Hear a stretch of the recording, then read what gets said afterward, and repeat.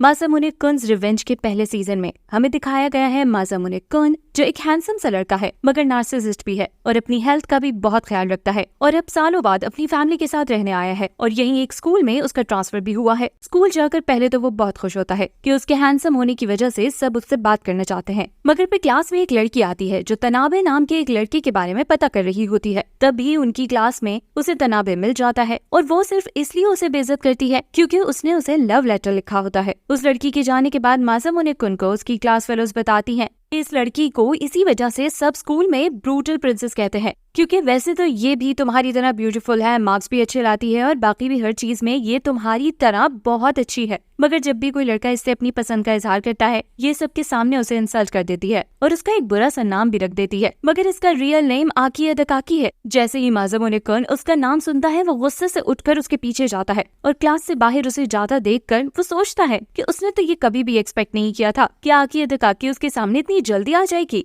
Actually मासामुने कुन बचपन में बहुत मोटा हुआ करता था और इसीलिए हर बच्चा उसे बुली करता था। आकी अदकाकी ने उसे उन बच्चों से बचाया तो ये उसे पसंद करने लग गया और फिर मासामुने कुन ने जैसे ही अपनी फीलिंग्स का इजहार किया अदकाकी ने उसे पिग्स फुट का नाम दे दिया और साथ ही ये भी कहा कि उस जैसे लड़के से वो कभी प्यार नहीं कर सकती। और उस दिन के बाद से मासामुने कुन उससे इतनी नफरत करता है कि उससे बदले की आग में वो अपनी दादी के पास रहने चला जाता है ताकि वो इस मोटापे से जान छुड़ा सके। अब 8 साल के बाद वो यहाँ आकर अदकाकी को कुछ भी करके अपने प्यार में परवाने पर मजबूर करेगा और फिर सबके सामने उसे बुरी तरह से रिजेक्ट कर देगा। मासामुने अदकाकी के बारे में पूछताछ और फिर पीछा करके जिम स्टोरेज रूम तक पहुंच जाता है, जहां छुपकर देखने पर मासामुने को पता चलता है कि ये इतना ज्यादा खाती है और ये राज तो इसके खिलाफ इस्तेमाल कर सकता है। तभी एक स्पाइडर देखकर वो चीखता हुआ अंदर ही घुस जाता है, फिर बहाने बनाने लगता है।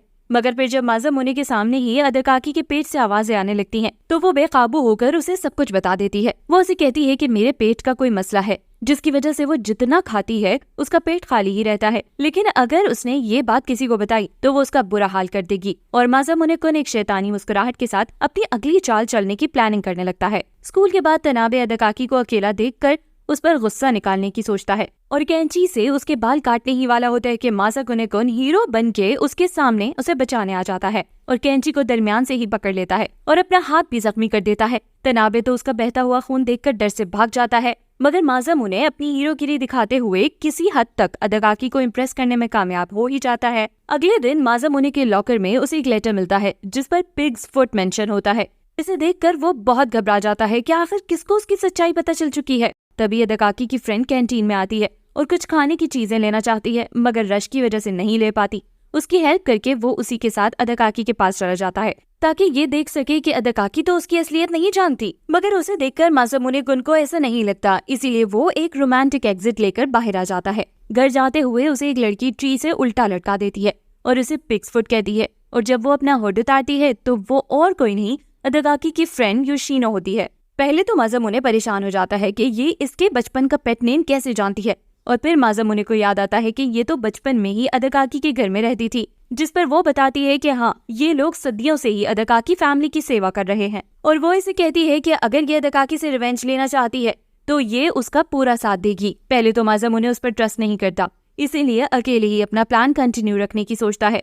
वो अदकाकी के सामने दूसरी लड़कियों से फ्लर्ट करता है, मगर अदकाकी उसे इग्नोर ही करती रहती है, जिस पर उसे बहुत गुस्सा आता है। मगर एक दिन एक क्लास फेलो जब मासामुने से अकेले मूवी देखने जाने का पूछती है तो मासामुने ये सोचकर उसे मना कर देता है कि फिलहाल उसे अपने प्लान पर ही फोकस करना चाहिए। तभी पीछे से अदकाकी ये सब कुछ सुन लेती है और वो इस पर गुस्सा होती है। इस बात को देखकर मासामुने कुन को समझ आ जाती है कि वो जेलस हो रही है। इसका मतलब ये है कि इसका प्लान सक्सेसफुल हो रहा है। मासामुने उससे कहता है कि वो किसी भी लड़की में इंटरेस्टेड नहीं है, लेकिन अगर वो उसके साथ जाना चाहती है तो इसे कोई एतराज नहीं है, जिस पर वो नेक्स्ट वीक मिलने का प्लान बनाकर वहाँ से चली जाती है। और नेक्स्ट वीक वो मासामुने को इंतजार करवा के बुरी तरह डिच कर देती है। मासामुने को बहुत गुस्सा आता है। फिर इनकी क्लास एग्जाम्स आ जाते हैं और मासामुने और अदकाकी के दरमियान शर्त लगती है, अगर मासामुने कुन के नंबर उससे ज्यादा अच्छे आए तो वो उसके साथ डेट पर जाएगी और अगर अदकाकी जीती तो वो उसका दिया हुआ निकनेम पूरा साल अपनी बैग पर चिपका कर घूमेगी और उसके लंच के भी पैसे भरती रहेगी जब तक वो चाहे। मासामुने दिल लगाकर पढ़ाई करता है ताकि वो ये बेट जीत जाए और फिर एग्जाम के दिन योशिनो उसे एक ड्रिंक ऑफर करती है और वो पीकर एग्जाम के लिए चला जाता है। तभी उसके पेट में दर्द स्टार्ट हो जाता है और वो ये सोचता है कि योशिनो के जरिए अदाकाकी ने अपना बदला लिया है उससे। तभी वो अदाकाकी से लड़ने उसकी क्लास में पहुंचता है, जहां उसे पता चलता है कि अदाकाकी तो आज बीमारी की वजह से स्कूल ही नहीं आई। साथ ही माज़ामुने की बहन उसे मैसेज करती है कि वो सुबह खराब अंडे खाकर गया है। ये सुनकर वो ये सोचता है कि लड़ाई के बगैर ही अदाकाकी ने उसे जीतने का मौका दे दिया है। और फिर माज़ामुने कुन योशिनो की बताई हुई जगह पर अदाकाकी के साथ डेट के लिए मिलने जाता है, तो वो एक अजीब सी ड्रेस में आई होती है। माज़ामुने इस सिचुएशन से परेशान होकर उसकी फ्रेंड को छुपकर फोन करता है कि ये कैसा ड्रेस पहना है अदाकाकी ने, जिस पर वो उसे बताती है कि ये उसने मेरे कहने पर पहना है, क्योंकि वो मेरी हर बात का यकीन कर लेती है, इसीलिए मैं तुम्हें कहती हूँ कि मुझ पर ट्रस्ट करो। और फिर जैसे ही वो योशिनो से पूछता है कि तुम मेरी हेल्प क्यों कर रही हो, तो वो कॉल काट देती है। तंग आकर माज़ामुने अदाकाकी को बता देता है कि फर्स्ट डेट के लिए ऐसा कोई रिचुअल नहीं है, इसीलिए उसे न्यू ड्रेस बाय करवाने ले जाता है। ड्रेस चेंज करते हुए अदाकाकी को अपनी हरकत पर रोना आ जाता है और उसकी आवाज सुनकर वो अदाकाकी के पास चेंजिंग रूम में ही घुस जाता है, जिस पर वो अदाकाकी से एक घूसा खाता है और बेहोश हो जाता है। माज़ामुने की आंख खुलने पर उसे पता चलता है कि वो अदाकाकी की गोद में लेटा हुआ था। अदाकाकी के वहां से जाने के बाद वो योशिनो से बात करता है और वो इसे बताती है कि वो इसकी हेल्प इसीलिए कर रही है कि शायद इसके डंप करने के बाद अदाकाकी सॉफ्ट हार्टेड हो जाए। डेट के बाद से माज़ामुने अजीब चिपकू सा बिहेव करता है, जहाँ भी होता है अदाकाकी को घूरता ही रहता है, स्माइल पास करता रहता है। बारिश में अपनी अम्ब्रेला उसे देकर खुद भीगता हुआ चला जाता है। और फिर एक दिन योशिनो उसे कहती है कि तुम्हारी इस किस्म की हरकतों की वजह से वो इरिटेट हो रही है, इसीलिए तुम्हें कुछ टाइम तक कुछ दूरी बनानी होगी उससे। और फिर माज़ामुने यही करता है, वो अदाकाकी को कम्प्लीटली इग्नोर करता है, जिससे वो चिढ़ जाती है और एक दिन तंग आकर अकेले स्कूल के कॉरिडोर में माज़ामुने से पूछती है कि वो उसके साथ ऐसा क्यों कर रहा है और ये भी कि उसे अदाकाकी में क्या अच्छा लगता है। मगर इसका जवाब वो ढंग से नहीं दे पाता और सिर्फ यही कह देता है कि उसे उसका सब कुछ पसंद है और वहां से घबराता हुआ भाग जाता है।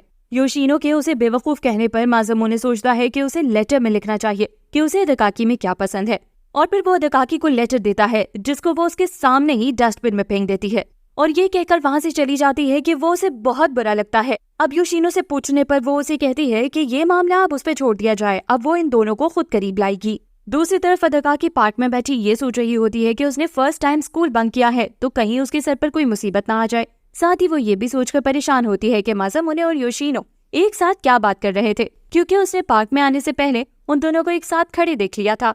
तभी वहाँ योशिनो आ जाती है और वो खुद ही अदाकाकी को बताती है कि माज़ामुने उससे मिला था और उससे कुछ डिस्कस करना चाहता था, इसीलिए उसने उसका नंबर एक्सचेंज किया। साथ ही वो अदाकाकी से पूछती है कि कहीं उसे बुरा तो नहीं लगा, मगर अदाकाकी इसे कहती है कि उसे उस फजूल इंसान की कोई परवाह नहीं है। लेकिन योशिनो को ऐसा नहीं लगता। वो अदाकाकी से कहती है कि वो शायद माज़ामुने को पसंद करने लगी है और फिर योशिनो वहां से चली जाती है। अदाकाकी घर जाते हुए ये सोच रही होती है कि वो इतना बुरा क्यों फील कर रही है और ये भी कि वो हमेशा लोगों को इसी तरह तकलीफ देती आई है ताकि कोई उसे पलटकर तकलीफ ना दे सके और सब अपना डिस्टेंस बनाकर रखें उससे। यही सब सोचते हुए वो अचानक कार के आगे आ जाती है और माज़ामुने उसे टकराने से फिर बचा लेता है। वो अदाकाकी को बहुत डांटता है कि उसके बिना वो क्या करता अगर उसे कुछ हो जाता। यहाँ ये देखकर इमोशनल होकर अदाकाकी अपनी मोहब्बत का इजहार करने ही वाली होती है कि दूसरी तरफ से एक लड़की भागती हुई आती है और आगे अदाकाकी से पूछती है कि उसे चोट तो नहीं लगी, और फिर वो माज़ामुने को देखकर हैरान रह जाती है। वो भागती हुई आकर माज़ामुने के गले लग जाती है और उससे कहती है कि वो कब से उससे मिलना चाहती थी। माज़ामुने इस अचानक हमले के लिए बिल्कुल रेडी नहीं होता। वो हक्का बक्का रह जाता है कि ये कौन है और कहाँ से आ गई। तभी उस लड़की की मैनेजर आकर उससे कहती है कि हमें देर हो रही है और वो लड़की माज़ामुने से दोबारा मिलने का वादा करके वहाँ से चली जाती है। अगले दिन स्कूल में माज़ामुने बहुत सारा खाना कैंटीन से लेकर स्पोर्ट्स वेयर हाउस के पास पहुँचता है ताकि वो आके अदाकाकी को अपनी पोजीशन एक्सप्लेन कर सके, मगर पहले ही उसकी दोस्त माज़ामुने को भगा देती है और ये कहकर कि अदाकाकी उससे बहुत नाराज है और वो उसे अपने करीब भी नहीं देखना चाहती। तो माज़ामुने घबराकर बगैर अंदर घुसे ही सामान रखकर वहाँ से चला जाता है। माज़ामुने अगले दिन स्कूल में भी उस लड़की को याद करने की बहुत कोशिश करता है कि आखिर वो कौन थी। तभी वही लड़की जिसका नाम निको फिजिनोमिया है उनकी क्लास में आ जाती है और माज़ामुने को पता चलता है कि इस क्लास में ही उसका ट्रांसफर हुआ है। क्लास के बाद निको सब लड़कियों को बताती है कि वो माज़ामुने की वजह से ही यहाँ ट्रांसफर हुई है और उनकी 3 साल पहले एक झूठी मुलाकात का बताती है। माज़ामुने उसका हाथ पकड़कर बाहर ले जाता है और उससे पूछता है कि वो झूठ क्यों बोल रही है, जिस पर वो कहती है कि सच्चाई थोड़ी एम्बैरेसिंग है, इसीलिए बस अभी के लिए इतना ही काफी है कि वो उससे प्यार करती है बहुत टाइम से। माज़ामुने उसे कहता है कि वो किसी और से प्यार करता है और फिर वो उसी के कहने पर उसको अदाकाकी से मिलवाने ले जाता है, मगर तभी वो अदाकाकी को बताने चली जाती है कि माज़ामुने उससे कितना प्यार करता है और ये सुनकर अदाकाकी हैरान रह जाती है। नीकू उसके बाद मासामुने को बताती है कि वो इसी बात से बहुत खुश है कि कम से कम वो उससे बात तो कर सकती है। ये सब सुनकर अदकाकी गुस्से में क्लास से बाहर निकल जाती है। मासामुने उसके पीछे जाकर उसे समझाने की बहुत कोशिश करता है, मगर वो गुस्से में उसे घूंसा मार देती है और जो उनके एक टीचर को लग जाता है और वो उन दोनों को क्लास बंक करने पर पूल एरिया साफ करने की सजा देते हैं। और फिर स्कूल के बाद पूल एरिया में लड़ते लड़ते अदकाकी का पाँव फिसलता है और वो पूल में गिर जाती है। मासामुने भी ये देखकर फौरन ही पूल में कूद जाता है उसे बचाने के लिए, मगर तब तक अदकाकी लैडर को पकड़ चुकी होती है। वो मासामुने से पूछती है कि तुम क्यों कूदे हो पूल में, जिस पर उसे कुछ समझ नहीं आता और वो कहता है कि मैं गलती से गिर गया। अदकाकी उसे कहती है कि बस यही कहना चाहते हो तुम मुझे, जिस पर वो इस पर चिल्लाने लगता है कि तुम क्या सुनना चाहती हो, मैं तुम्हें पसंद करता हूँ और तुम्हें बचाने के लिए कूदा हूँ पूल में, मगर तुम मेरी किसी बात का भी यकीन नहीं करती। तभी अदकाकी कहती है कि अगर तुम मुझे पसंद करते हो तो मुझे ये प्रूफ करने के लिए किस करो। मासामुने ने बहुत सोचा कि उसके प्लान के बीच में उसे ये करना चाहिए या नहीं। फिर वो अदकाकी को किस करने के लिए आगे बढ़ ही जाता है और अदकाकी से एक जोरदार घूंसा खाता है। इस बात पर मासामुने उस पर चीख ही रहा होता है कि उसके फ्रेंड्स आ जाते हैं और फिर उनके जाने के बाद अदकाकी पूल से निकलते हुए मासामुने को कहती है, शायद तुम मुझसे प्यार वाकई करते होगे, मगर मुझे इससे कोई फर्क नहीं पड़ता। उसके बाद बेंच पे बैठा मासामुने पूल वाले इंसिडेंट के बारे में सोच ही रहा होता है कि वहाँ नीकू आ जाती है। वो इधर उधर की बहुत बातें करती है, मगर फिर मासामुने उससे पूछता है कि तुम्हें मुझ में क्या पसंद है, जिस पर वो कहती है कि तुम इतने डाउन टू अर्थ हो कि तुम्हें अपने चार्म्स का अंदाजा भी नहीं है। ये जवाब सुनकर वो हैरान हो जाता है। दूसरी तरफ नीकू जब स्कूल से निकलती है तो योशिनो उसके बारे में पता करने के लिए उसका पीछा करती है, मगर फिर नीकू उसे पकड़ लेती है। योशिनो उससे पूछती है कि तुम मासामुने के पीछे क्यों लगी हो, जिस पर वो उसे बताती है कि उसने मेरी जान बचाई थी।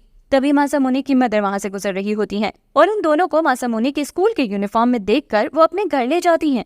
मासामुने घर आता है तो पहले तो उसे यकीन ही नहीं होता कि ये दोनों उसके घर में तो नहीं हो सकती, मगर फिर योशिनो से अकेले में उसे असल बात का पता चलता है और फिर गपशप, खाना और फायरवर्क्स के साथ मजे करने के बाद घर जाते हुए नीकू मासामुने और अदकाकी की बचपन की फोटो उठा के घर ले जाती है, वो भी उसे बताए बगैर। नेक्स्ट डे स्कूल में अदकाकी मासामुने की क्लास में आकर उसे जानबूझकर चिढ़ाने के लिए बोलती है कि इन समर्स में उसका प्लान है बीच पर अपने फैमिली विला में टाइम स्पेंड करने का।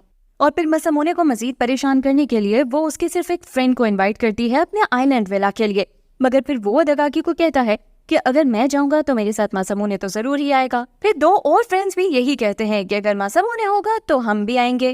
तो फिर ये चारों दोस्त और नीकू भी अदकाकी के आइलैंड विला के लिए शिप में चढ़ जाते हैं।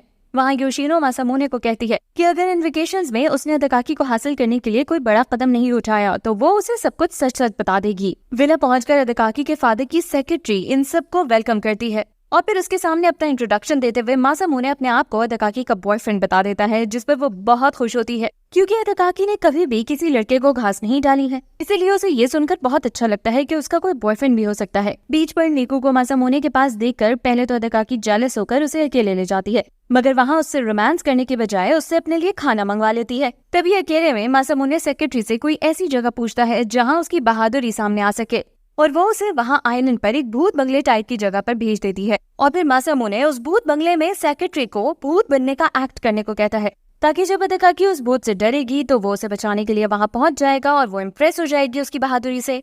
मगर ये ड्रामा इन्हीं पर भारी पड़ जाता है क्योंकि योशिनो ही चुड़ैल बनके सेक्रेटरी को डरा देती है और मासामुने का प्लान फ्लॉप हो जाता है। वापस जाते हुए योशिनो मासामुने को तसल्ली देती है कि तुम्हारा प्लान इतना बुरा नहीं था, इसलिए वो अदकाकी को सच्चाई नहीं बताएगी फिलहाल के लिए। घर पहुंचकर अगले दिन मासामुने को अदकाकी की मिलने के लिए कॉल आती है, जिस पर वो पहले तो यकीन ही नहीं करता, मगर फिर जब वो उसे बताती है कि मासामुने अपना एक बैग उसी विला में छोड़ आया था तो वही उसे रिटर्न करना है, तभी वो ये बैग लेने के लिए उसके पास पहुंच जाता है। वहाँ उसे अदकाकी बताती है कि मैं तो नहीं आना चाहती थी, मगर डैड की सेक्रेटरी ने मुझे मजबूर किया कि मुझे ही ये देना चाहिए तुम्हें। अदकाकी के साथ बैठा हुआ वो सारा टाइम यही सोचता रहता है कि नीकू उसकी पिक्चर क्यों लेकर गई होगी और वो उसे देखकर क्या सोचेगी। और जब अदकाकी उसे अपने ख्यालों में गुम देखती है तो वहाँ से गुस्से से चली जाती है। उसके बाद मासामुने नीकू के घर वो पिक्चर लेने जाता है और वहाँ नीकू उसके करीब आने की कोशिश करती है, मगर वो उसका प्यार रिजेक्ट करके वहाँ से चला जाता है। वो नीकू को कहता है कि मुझे नहीं मालूम तुम मुझसे प्यार करती भी हो या नहीं, लेकिन जितना तुम मेरे करीब आती जा रही हो उससे मुझे लगता है कि तुम्हारी मोहब्बत नकली है। अगले दिन इन सब फ्रेंड्स का स्विमिंग पूल पर पिकनिक मनाने का प्लान बनता है और वहाँ नीकू अपनी बीमारी का मैसेज करके नहीं आती, मगर फिर जब ये लोग निकलने ही वाले होते हैं तो नीकू की मैनेजर आकर मासामुने का गिरबान पकड़ लेती है और वो उस पर चिल्लाती है कि कल तुम क्यों गए थे उसके घर और तुमने ऐसा क्या किया है नीकू के साथ कि कल रात तक तो वो घर पर थी मगर अब वो गायब है और अब वो कहीं भी नहीं मिल रही। और सबसे परेशानी की बात ये है कि वो अपनी कोई भी मेडिसिन अपने साथ नहीं ले गई। मासामुने सबके सामने उसे बताता है कि मैंने उसका प्रपोजल रिजेक्ट किया था क्योंकि मैंने अदाकाकी को चूज किया था उसके सामने। अपने लिए मोहब्बत का इजहार सुनकर अदाकाकी कोई रिस्पांस नहीं देती, बल्कि वो आगे बढ़कर नीको की मैनेजर को कहती है कि हम सब उसको ढूंढने में तुम्हारी हेल्प करेंगे। हर जगह तलाश करने के बाद जब नीको कहीं नहीं मिलती तो अदाकाकी और मासामुने एक साथ ही स्कूल में देखने के लिए आ जाते हैं। वहाँ मासामुने अदाकाकी से पूछता है कि तुम्हें तो वो पसंद ही नहीं थी, तो तुम उसे कैसे ढूंढ रही हो? जिस पर वो उसे बताती है कि अच्छी तो वो मुझे अब भी नहीं लगती, मगर मैं सिर्फ इसीलिए उसे ढूंढ रही हूँ क्योंकि मुझे उस पर तरस आ रहा है, और तुमसे रिजेक्ट होने के बाद अब वो बहुत ज्यादा दुखी भी होगी। अदाकाकी ये सब कुछ कहते हुए बहुत उदास हो रही होती है कि किसी की तरफ से जब दिल टूटता है तो बहुत दुख होता है, और ये देखकर मासामुने को अपना वक्त याद आता है और उसे अफसोस भी होता है और गुस्सा भी आता है कि दूसरों का दिल बेदर्दी से तोड़ने वाली ऐसे कैसे कह सकती है। फिर वो सोच ही रहा होता है कि अपनी सच्चाई अदाकाकी को आखिरकार बता ही दे, मगर रूफ टॉप से एक रोमांटिक स्टोरी बुक के पेजेस जहाज बनकर उतरते हुए नजर आते हैं और मासामुने उन्हें देखकर समझ जाता है कि नीको इस वक्त छत पर ही है। वो छत पर पहुंचकर उसे तसल्ली देता है और कुछ ही देर में बात करते करते नीको बेहोश हो जाती है। उसको उसके बाद हॉस्पिटल ले जाया जाता है, जहाँ वो अदाकाकी से मिलने के लिए उसे पहले रूम में बुलाती है और नीको उससे कहती है कि वो इतना टफ बनने का नाटक छोड़ दे, बल्कि मासामुने का प्यार एक्सेप्ट कर ले। उसके बाद वो मासामुने को बुलाकर कहती है कि उसे एक खतरनाक बीमारी है और अब उसका ऑपरेशन होने वाला है जिसमें जिंदगी की उम्मीद बहुत कम है, इसीलिए वो एक बार प्यार को एक्सपीरियंस करना चाहती थी और इसी मकसद के लिए उसने रैंडमली मासामुने की पिक्चर सेलेक्ट कर ली। अब उसने वन साइडेड लव और रिजेक्शन एक्सपीरियंस कर लिया है। वो मासामुने को कहती है कि हम दोनों एक ही जैसे हैं, हम दोनों की मोहब्बत ही एक फॉग की तरह है, हम दोनों ही किसी मकसद के लिए मोहब्बत को पाना चाहते हैं। मासामुने उसके बाद किसी से बात नहीं करता और अपनी सोचों में गुम रहता है, लेकिन फिर वो एक डिसीजन लेता है कि उसे इस मोड़ पर कंफ्यूज नहीं होना और अपने बदले को पूरा करना ही है, बल्कि वो वापस अपनी उसी फॉर्म में आने के लिए एक बार फिर से गांव चला जाता है कुछ दिन के लिए। दूसरी तरफ एक झूठा मासामुने बन के एक लड़का अदाकाकी के सामने आता है और वो उस पर यकीन भी कर लेती है। एक महीने बाद जब मासामुने स्कूल आता है तो उसे पहले तो नीको मिलती है, जो अपना कामयाब ऑपरेशन करवा के ठीक होकर वापस स्कूल आ चुकी होती है, और फिर वो जब एक गिफ्ट लेकर अदाकाकी के पास जाता है तो उसे उस नकली मासामुने का सामना करना पड़ता है, जो अपने आप को अदाकाकी का फ्यूचर हस्बैंड भी बताता है। गुस्से और गम में बेचैन मासामुने को योशिनो से सारी सच्चाई का पता चलता है कि नकली मासामुने अपने ग्रैंडफादर का नकली लेटर ले आया था, जिस पर सबने यकीन कर लिया, और अब वो झूठा मासामुने अदाकाकी के घर में ही मेहमान बन के रह रहा है और अदाकाकी शायद उससे मोहब्बत भी करने लगी है। उसके बाद वो झूठा मासामुने सबको अपनी बातों में उलझाकर अपनी तरफ कर लेता है। उसकी सोचों से हमें ये पता चला कि वो बहुत गरीब खानदान का है और अमीर अदाकाकी से शादी करके शायद वो अपने माँ बाप के लिए कुछ कर सके, और ये ख्याल उसे तब आता है जब एक फेस्टिवल में किसी ने उसे अदाकाकी के बचपन का फ्रेंड मासामुने समझ लिया था। उसके बाद इनके स्कूल में फेस्टिवल के लिए ड्रामा करने की बारी आती है। मासामुने की क्लास और अदाकाकी की क्लास एक ही प्ले का प्रपोजल देती है और काउंसिल मासामुने की क्लास का प्रपोजल रिजेक्ट कर देती है। इस बात पर मासामुने कहता है कि दोनों का प्ले होगा, मगर जिसको वोट ज्यादा मिलेंगे वो जीत जाएगा, और फिर वो झूठे मासामुने के सामने शर्त रखता है कि जो जीतेगा वो प्ले के बाद अदाकाकी के साथ पार्टी में डांस करेगा। फेस्टिवल वाले दिन मासामुने को फीवर हो जाता है और वो थिएटर से बाहर जाकर स्कूल में एक जगह कुछ देर के लिए आराम करने लगता है। तभी अदाकाकी की एक फ्रेंड उसे किडनैप करके स्टोर रूम में बांध देती है ताकि वो प्ले ना कर सके। दूसरी तरफ योशिनो नकली मासामुने को धोखे से एक रूम में ले जाकर लॉक कर देती है। इधर अदाकाकी बहुत देर वेट करने के बाद यही सोचती है कि बचपन में भी मासामुने उसे छोड़कर चला गया था और आज भी वो इसे अकेला छोड़कर चला गया है, इसीलिए वो बगैर प्रिंस के ही प्ले स्टार्ट कर देती है। दूसरी तरफ मासामुने को पता चल जाता है कि नकली मासामुने भी गायब है और फिर स्टोर रूम से वो किसी तरह भाग निकलता है और ये सोचता है कि जब नकली मासामुने गायब है तो वो ही प्रिंस बनकर अदाकाकी के साथ प्ले कर ले। मगर जब वो सुनता है कि प्ले स्टार्ट हो चुका है तब वो थिएटर जाता है, जहां वो उनका प्ले देखकर हैरान रह जाता है क्योंकि वो प्ले बहुत ही अच्छा होता है और उनकी मेहनत बेकार न जाए, इसीलिए वो नकली मासामुने को ढूंढने के लिए निकल पड़ता है। मगर जब उसे कोई रास्ता नजर नहीं आता तो वो खुद ही प्रिंस बनके अदाकाकी को जाकर स्टेज पर प्ले के स्क्रिप्ट के हिसाब से किस कर देता है और एक बार फिर अदाकाकी से वो एक जोरदार घूंसा खाता है। इस सब के बाद एक बेंच पर मासामुने के साथ बैठकर अदाकाकी पूछती है कि मेरे तुम्हारे साथ बुरे बिहेवियर की भरपाई कैसे कर सकती हूँ मैं, और वो उसे जवाब में किस करने को कहता है। कुछ सोचकर वो मान जाती है और मासामुने को आंखें बंद करने का कहती है, और जैसे ही वो किस करने के लिए करीब आती है, किस करने के बजाय वो उसे स्वीट पोटैटो मुंह में घुसा देती है और कहती है कि ये भी तुम्हारे लिए काफी है क्योंकि मैं अपना हाफ खाना तुम्हें दे रही हूँ। योशिनो अदाकाकी के जाने के बाद मासामुने को बताती है कि तुम बहुत बेवकूफ हो, तुम्हारे पास मौका था अपना प्लान सक्सेसफुल बनाने का मगर तुम्हें बर्बाद कर दिया। और फिर मासामुने अकेला बैठा चीखता रहता है कि मैं कितना पागल हूँ, लेकिन अगली बार मैं अदाकाकी को प्यार में फंसाकर रिजेक्ट जरूर करूंगा। इस एनीमे का ये सीजन तो यहीं खत्म होता है। नेक्स्ट सीजन के लिए हमें कमेंट में जरूर बताइए।